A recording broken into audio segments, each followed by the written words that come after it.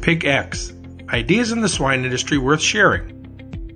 Welcome back to the Pig X podcast. I'm your host, Delaney Howell. On the last episode, we talked to Dr. Chris Sievers and Dr. Ryan Strobel from the Swine Vet Center about their first 5 points in their 10-point system of 10 ways to reduce wean-to-finish mortality.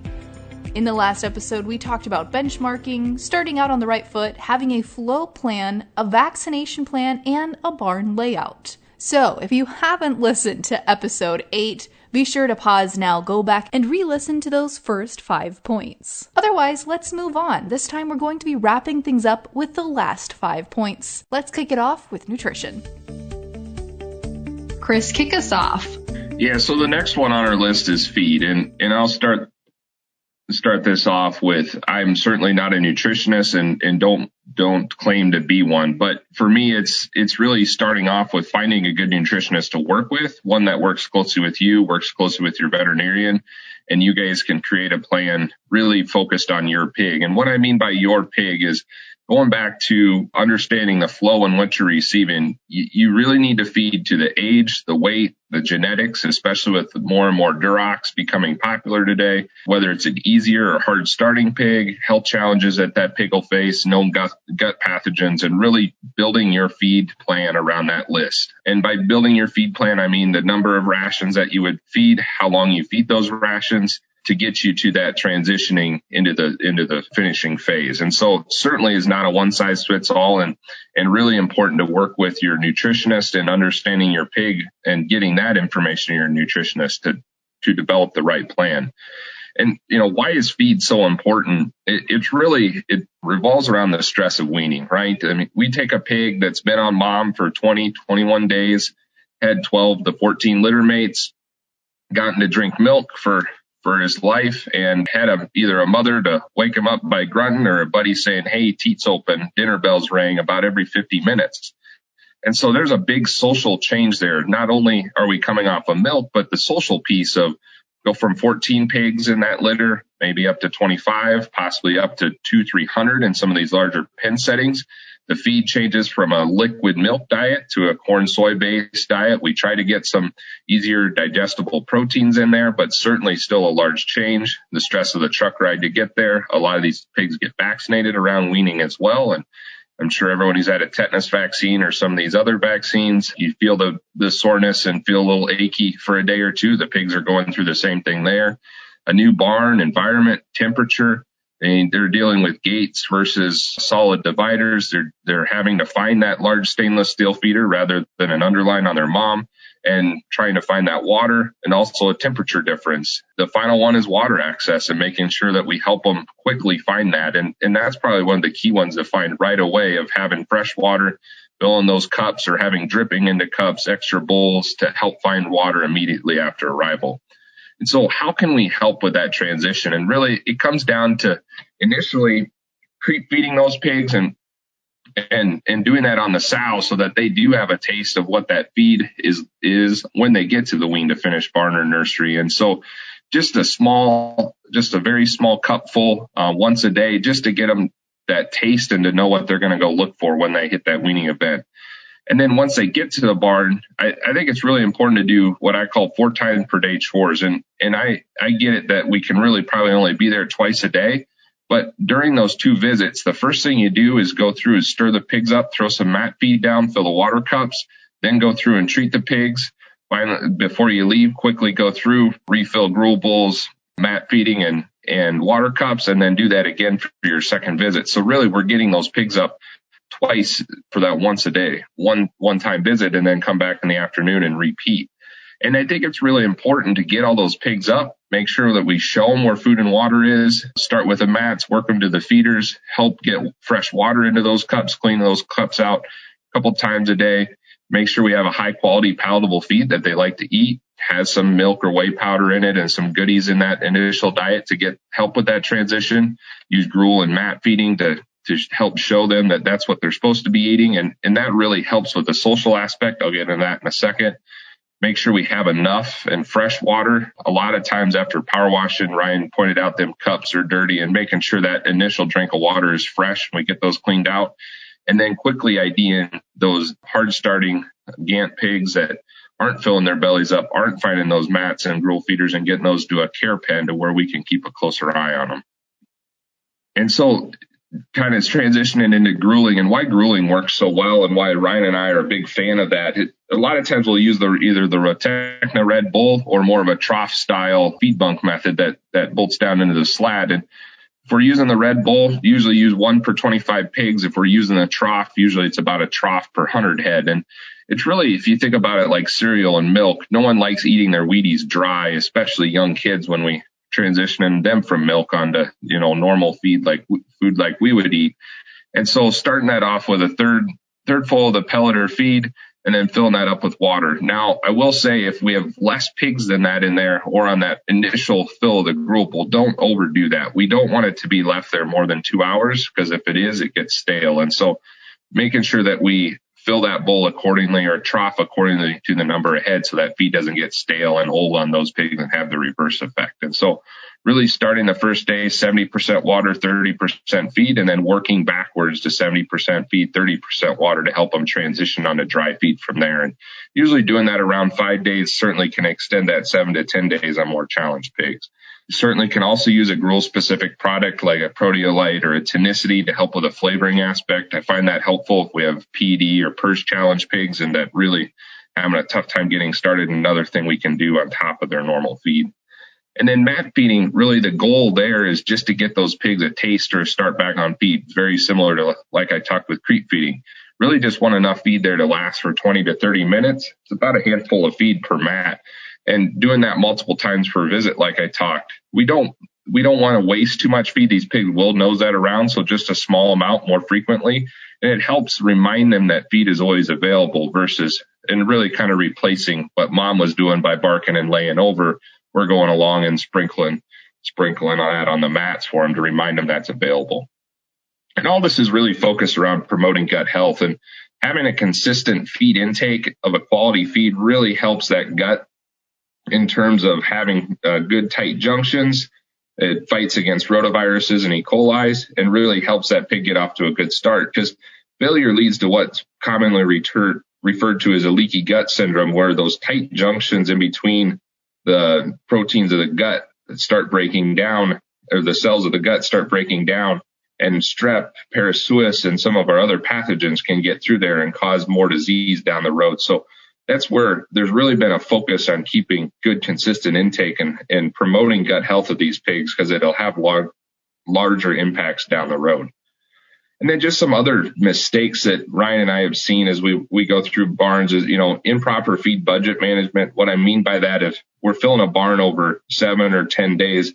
The first pigs in the barn get to eat more of that initial budget than the last pigs, and making sure that we evenly distribute those first couple phases of feed based off pounds per pig as closest as we can, filling feeders and pulling slides to do that, making sure we don't have any leftover feed from a previous turn. We don't want a wean pig getting the N4 diet or a late finishing diet as their first taste of feed. Certainly that is not what it's designed for. Proper feeder management, making sure that those are cleaned out before pigs get there, make sure clean feed's available, and then making sure we have adequate water space and that those waters are in a position that those young pigs can get a hold of them. They aren't set in position on sliding or swinging waters where they were for larger pigs before that. So after you look at feed and feed strategies, what's kind of next on the checklist, so to speak? Well, Delaney, that kind of rolls into it seems off topic, but we're going to talk about supervisor roles and training staff. I would say this area is one of the most challenging but rewarding in the industry. I know the old adage is people always say the pigs are easy and the people are hard. It's definitely true. But I think when you get the right people and you get the right situations going, it can be one of the most fun areas in our industry. I'd say on a supervisor role, our key goal would be to find the right person that has equal parts people skills and pig husbandry. Sometimes it's easy to find good people that have pig husbandry, and sometimes it's easy to find people that have good people skills. It is definitely a challenge. I think we can all agree that it's hard to find people that have both. So our supervisor can range within our own clients from an owner to an employee as a supervisor, or just a caretaker as a supervisor once in a while too. And so it ranges all over the board. And when I mean supervisors within our barns. So this area is very broad spectrum when I talk about it, but we spend a lot of time focusing on our supervisors. I think this is one of the key areas when we talk about feed budgets, vaccine communication, biosecurity. A lot of that we rely on our supervisors to get executed and done correctly. And if it's not done correctly, they're usually the first people we go to and ask them why, what happened, who made a mistake, where did we not follow through on, and we ask them to dive into finding those issues. One of the areas that we get asked a lot by the owners is how much should my supervisors be doing on site? And what I mean by that, should they be going on site spot treating pigs, pulling, or should they be spending more time discussing and communicating with the employees? And I definitely believe there's a balance. I don't think you can go into a barn and just bark orders and tell people what to do all the time without driving some change and leading by example. I think there's times where we need to go in and help and say, yep, this is a tough turn. We're going to help you resort, inject pigs, gruel, mat feed. We're going to go through the whole process with you, especially on a new contract grower or a new caretaker. There's other times where I expect that supervisor to get to 6 sites today because we've got a lot of things going on, or they've got to mark a load at the end of the day and there's other items that need to get done. Well, it's not always possible to spend 6 hours at one site. And so there's really driving changes by leading by example at the right times. The other thing that I see a lot as a mistake with a supervisor is blame versus education. And what I mean by that is you can't always blame the supervisor, and there are times we need to educate. You know, if it's repetitive over a 6-month or a year period, then there may be some blame starting to happen. But early on, we need to really take a step back and say, hey, I probably know more than this caretaker. I need to really train him, work with him, step back to the basics. This is why we mat feed. This is why we gruel feed. That caretaker may not understand that mom milks every 20 to 40 minutes, or that they bark to get the piglets up, or that, you know, they just got weaned and they had no feed. They may not get any gruel feed in the sow farm. And so there's lots of different steps that not everybody understands, especially we get a lot of caretakers that don't have any pig experience. And so some of them don't even realize that those weaned pigs are only 19 to 21 days old. So it's unbelievable how fast those pigs grow. And so getting them started is really, really important. The other thing I would think works well with supervisors is setting up a show barn. And so if you've got one barn in your system or your operation that has the best caretaker or the best facility, or just, you know, has always done well, I think that helps, because sometimes if a supervisor is struggling with contract grower or a caretaker, they can say, hey, hop in the truck and let's go take a look at this barn. So-and-so grower always does an excellent job. I'm not even going to tell him we're coming. We're just going to go see what he does on a daily basis. And I think that builds some trust, and you can say, hey, there's other things you can just talk through rather than trying to re-explain it every single time on the same site. Now that goes a little bit away. We're going to take a step back and talk about supervisor training too. I think we expect a lot out of our supervisors, and so we need to give them the support that they need as well. I think it's really important, you know, after we get past COVID, hopefully to sit down in person at least once a quarter and review all the flows and performance. Show them the data if they don't see it often enough. I think sometimes as owners or veterinarians and nutritionists, we see the data and analyze that quite often, but our supervisors might not have access to all the data that we do. So walking it through with them, making sure they understand what data is important to you and your system, where you're spending time focusing on is really key as well. The other thing that I think in the swine industry we don't always do a great job on is following up on any relationship issues immediately. The best systems I work with do a great job at not only handling conflict directly, but they don't avoid it for months on end. I think that's where we make a key mistake with some of our supervisors or contract grower relationships is we tend to delay the inevitable, where we need to sit down and handle that up front, you know, maybe not the same day, maybe give people a day or two to relax after something comes up, but definitely handling it in a professional, immediate manner and sitting down face to face, I think is always a great idea. And training supervisors to do that is really key too. And then continued communication. I think setting up key metrics of your supervisors, let's say they have 20 sites. Well, if telling those caretakers, hey, per 1,000 head, if you see more than 3 deads, you need to call me.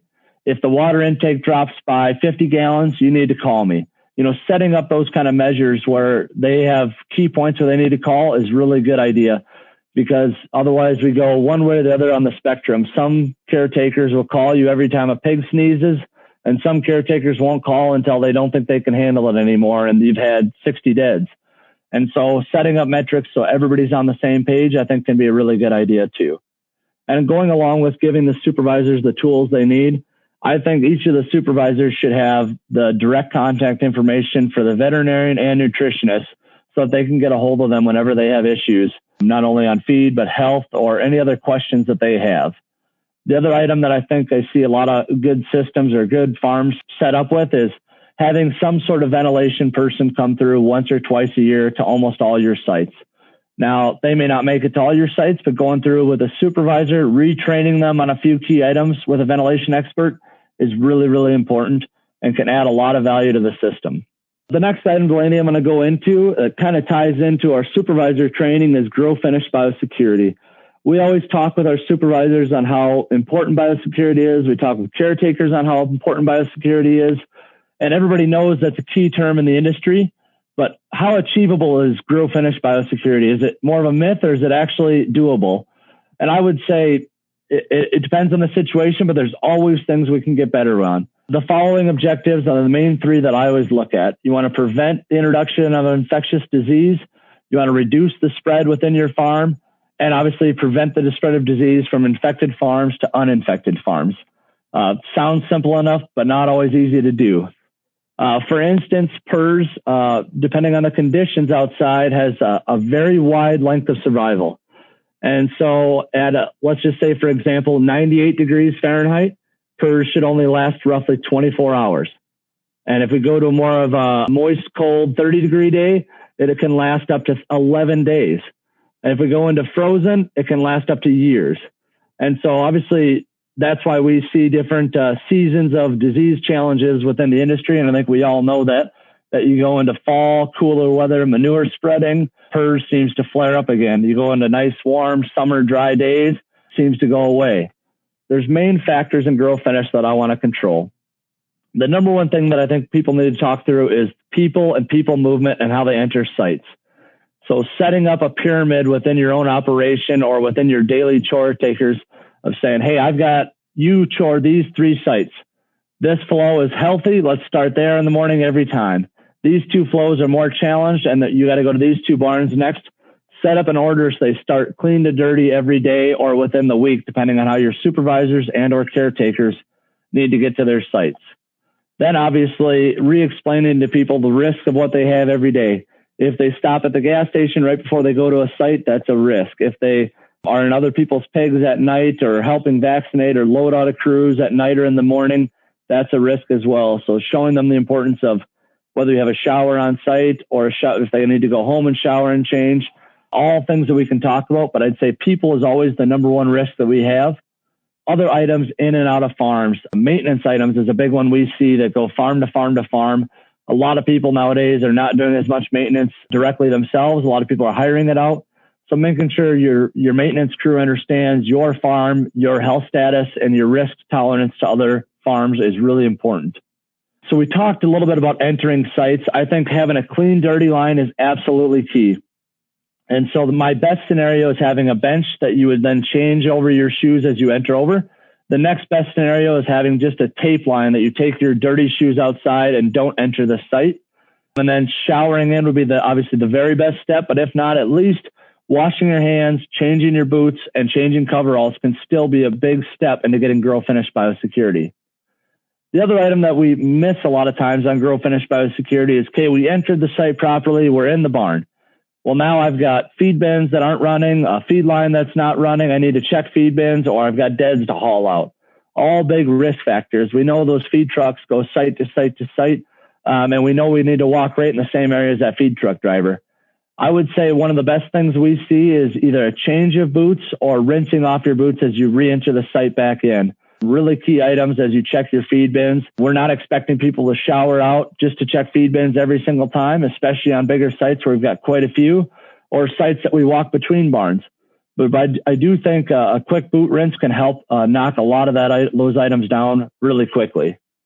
The biggest risk that I see on grow finish sites is still rendering. I would say this is happening on quite a few grow finish sites, but making sure that we have a designated pair of boots and coveralls to go to the rendering box and making sure that that's the very last item of the day and that we don't re-enter the site besides showering out after entering the rendering box are key items that I think we miss a lot. We may have protocols in place, but we need to make sure they're easy enough to get done on a daily basis. The other thing that I think is successful in grow finish biosecurity is moving that dead box further away from the site. I still go to a lot of sites today that have the dead box, 20 feet from the barn door entrance. I think that's way too close. I know that's convenient for pulling out deads, but that means that rendering truck has to pull right up to your site. So moving that away is another simple way to get more grow finish biosecurity done on an easier day-to-day basis. Animal movements is another obviously big risk. I think feeder to finish movements is a huge risk because we don't always watch truck washes as much on that area. We don't always have clean chutes. We don't always watch those areas nearly as much as sow farms or finishers that are going to dirty packing plants, but that's still a key item.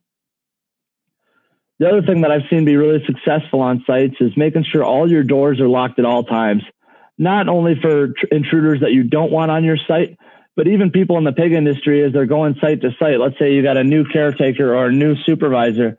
They may go to the wrong site not knowing what they were doing. I think that happens a lot in Iowa. Is you got a lot of sites that are really close together that look very similar. So if you've got your doors locked with a different key, there's no chance that they enter accidentally. That's another area that can help quite a bit. Entryways on grow finish sites, we talked a little bit about this, but keeping them dry, clean, and warm is really key. And I also think having a disinfectant available to spray off any items you need to bring in, any tools, phones, anything you need to bring into the site, making sure that that's disinfected as much as we can with as much practicality as possible is key. And I know that it seems easier said than done, but readdressing these issues, at least going into every fall, is really important for your system and operation. And obviously the best way to be effective in production, nutrition, and everything is having a key health status every day of the year helps dramatically. And so with that, Chris, I'll pass it back on over to you. So the next item on our list is really timely pig treatment. And what we mean by that is getting that pig treated at the right point in time to be successful in getting that pig as a grade A to market. And it goes back to one of our mentors has told us many times a story of when really Tim Lola started in being a pig veterinarian. It was a lot of family to finish operations where the nursery was really a hot room next to the farrowing barn. And it'd usually be the farmer's wife taking care of those pigs. She'd feed them 6, 7, 8 times a day and really watch for the pig that doesn't come up to eat to treat that pig. So extremely early on the timing of treatment. And they didn't have some of the antibiotics available like we do today, like enterofloxacin or tulathromycin, some of the higher powered, longer lasting antibiotics, a lot of penicillin and LA200, and we're very successful with those. And really the piece to pull from that is that they were extremely timely in finding that pig when it just started feeling off versus when it was starting to lose body condition and going backwards. And so I think it really leads into a program that it was originally Pfizer, now Zoetis has had for quite some time with the individual pig care training with the A, B, and C and E pigs. And I think they do a really good job in that program of going through, what the A pig is, the B pig, and the C pig, and would highly recommend that program for helping train new caretakers on timely pig treatment. And it comes down to finding those pigs early on in the turn. It's using mat feeding and gruel feeding, and going back to the farmer's wife story of watching for those pigs that don't come up and eat during that and getting those treated. And then watching those pigs that we treat and seeing how they respond. If they don't start responding, getting them to a critical care pen where there's less competition, a warmer environment, and we can take extra care of them to get those pigs to turn around. And I mean, what that really comes down to is the A pig is really the acutely ill pig, and their data would say there's about an 80% cure rate on those pigs if we get those treated timely. And that's regardless of the disease in terms of getting that pig to a grade A market hog. By the time they become a B pig, that number's closer to 60%. And by the time they're a C pig, and that's your gant, backbones, really showing loss of heavy body condition, that number is more about 25% to a third. And so that's how important it is to get those pigs treated timely and pulled timely. And really, with caretakers, it's helping them understand kind of a pay it forward standpoint in terms of work. And if we can put the extra work into finding those pigs early and getting them treated, that means fewer pigs we have to pull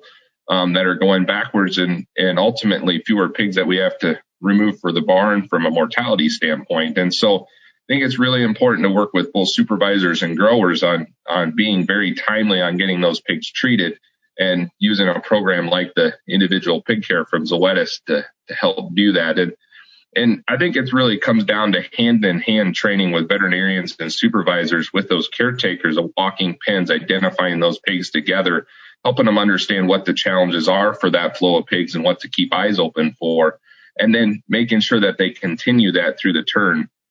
We will see a lot of times that, really good effort goes in the first week to 10 days, and then it kind of tails from there. And it's really making sure we get our eyes on every pig every day with a syringe in our hand and getting that pig treated when it's sick. If we're making the decision to only treat 3 times a week, well, it's not like pigs don't get sick on Tuesday, Wednesdays, or the weekends, right?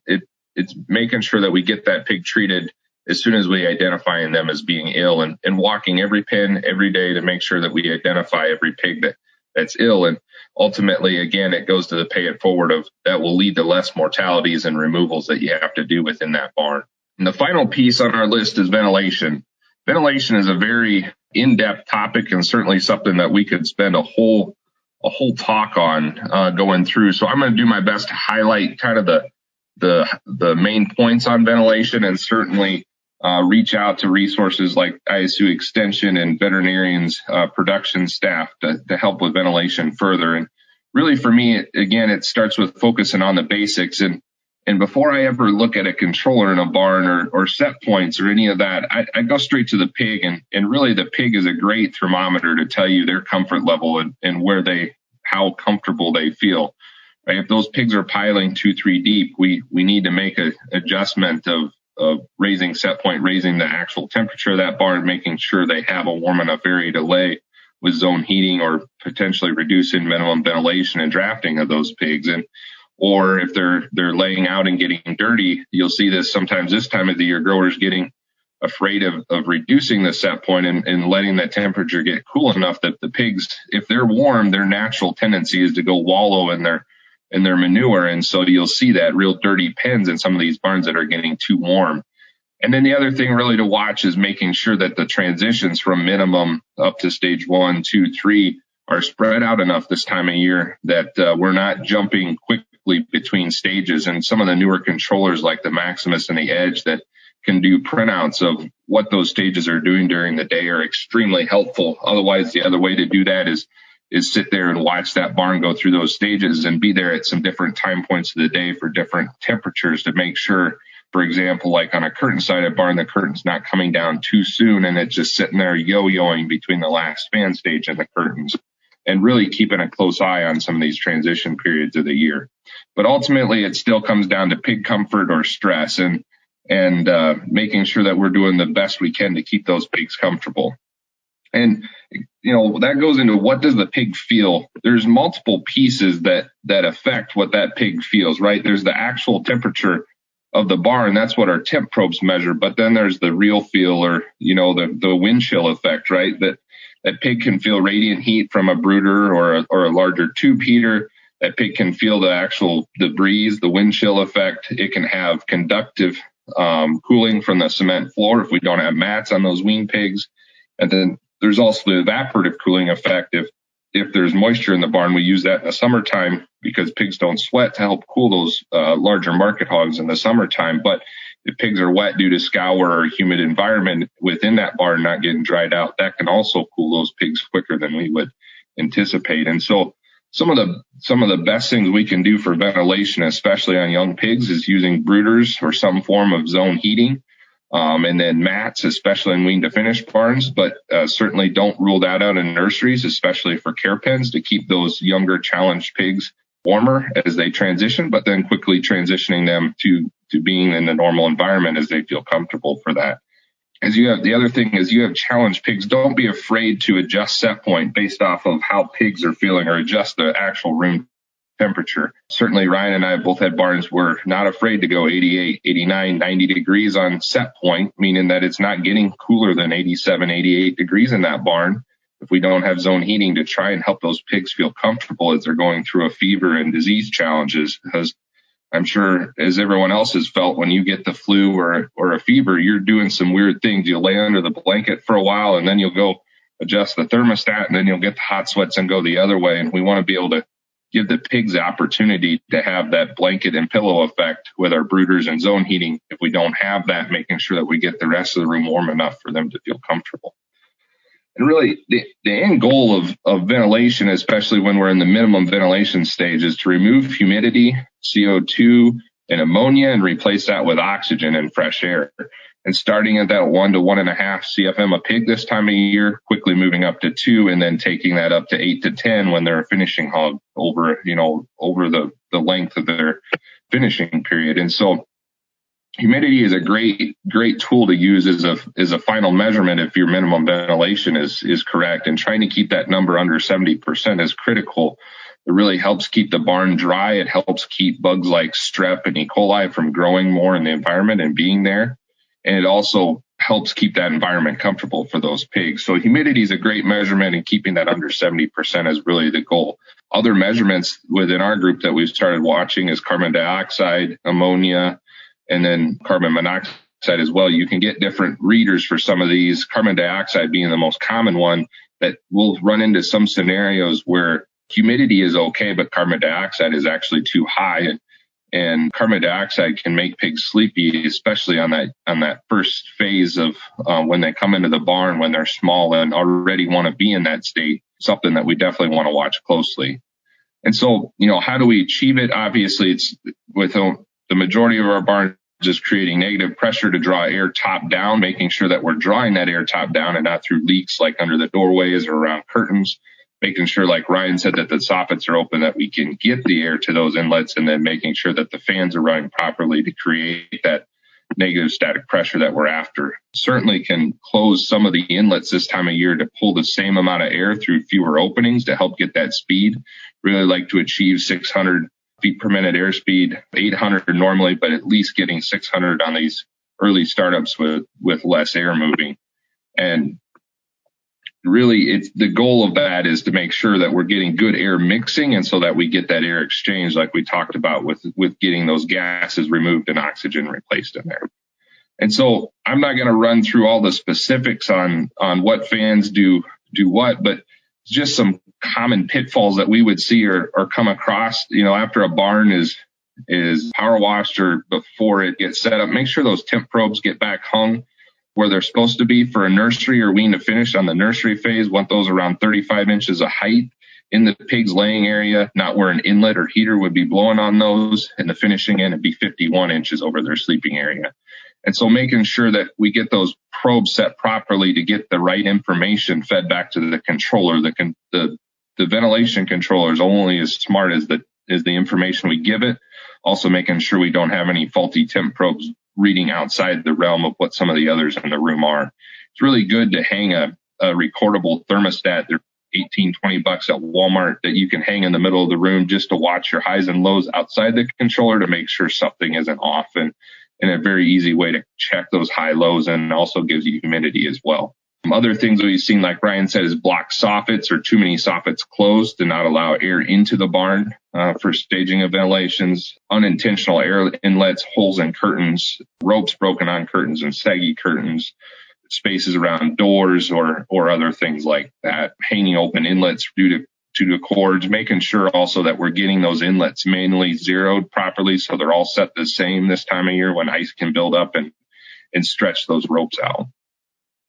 And so at the end of the day, it's A, watching the pig, making sure they're comfortable, B, looking through those stages and how that barn is ventilating and making sure we're not going back and forth, making sure a heater's not blowing over our minimum ventilation, making sure we're not yo-yoing between stages too quickly and keeping consistent temperature. So definitely watch high lows, humidity, and how that barn is responding to different temperatures to get there on ventilation. And that really concludes what we would have for our 10 items. Delaney, open it up for questions you would have. Well, I guess really just to sum things up for today, we've obviously split this up into 2 episodes talking about really the 10 ways to reduce wean-to-finish mortality and how to implement them. But I'll let you both answer this question, or if one of you wants to take it, that's great too. But is there one of these that's more important than the other? And how does a swine system suffer or lack, if you will, if 1 or 2 or 3 of these 10 aren't up to par? That's a really good question, Delaney. I can start out, Chris. I would say it's an easy answer, but I'd say it really depends.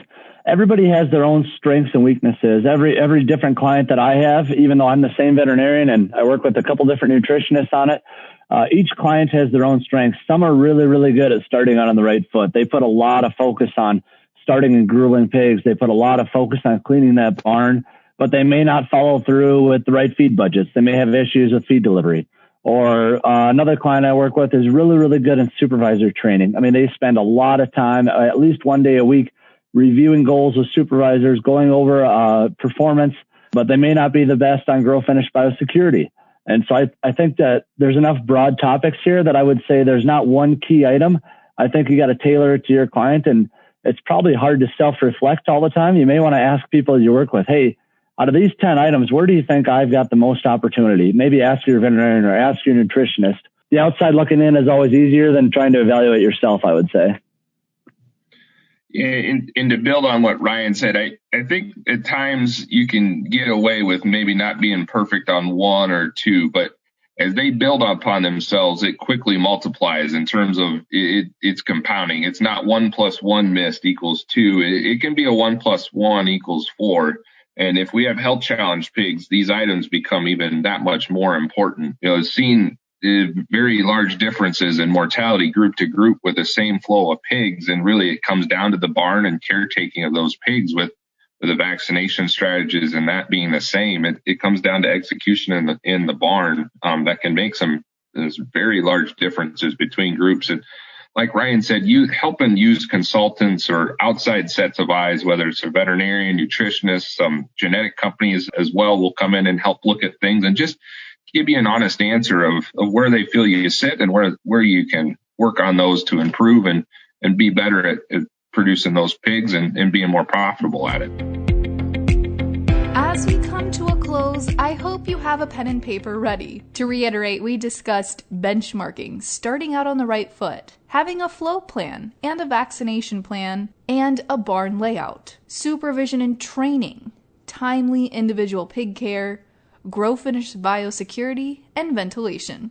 Of course, we can count all the steps on both hands, but each one is important to achieve the end goal, improving piglet survivability. Well, that does it for another episode of the PigX podcast, but be sure to join us next time when we talk about the economics driving the swine industry. Don't forget to make sure and hit subscribe on whatever podcast platform you're listening to this episode on so you never miss a beat. Until next time, I'm Delaney Howell.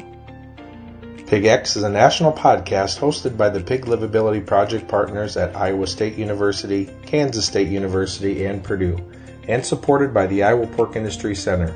For more information on the project, head to www.piglivability.org, or to inquire directly with questions regarding the project, email ipic@iastate.edu. PigX. Ideas in the swine industry worth sharing.